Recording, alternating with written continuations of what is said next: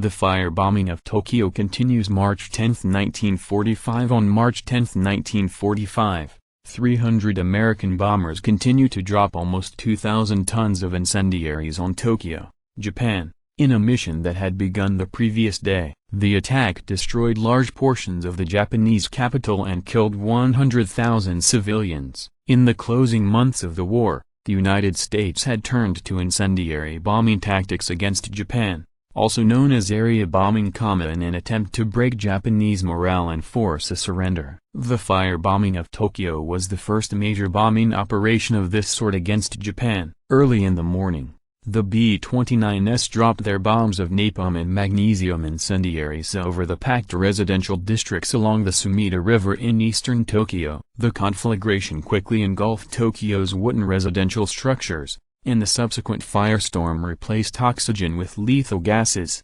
superheated the atmosphere, and caused hurricane-like winds that blew a wall of fire across the city. The majority of the 100,000 who perished died from carbon monoxide poisoning and the sudden lack of oxygen, but others died horrible deaths within the firestorm, such as those who attempted to find protection in the Sumida River and were boiled alive, or those who were trampled to death in the rush to escape the burning city. As a result of the attack, 10 square miles of eastern Tokyo were entirely obliterated, and an estimated 250,000 buildings were destroyed. During the next 9 days, U.S. bombers flew similar missions against Nagoya, Osaka, and Kobe. In August, U.S. atomic attacks against Hiroshima and Nagasaki finally forced Japan's hand.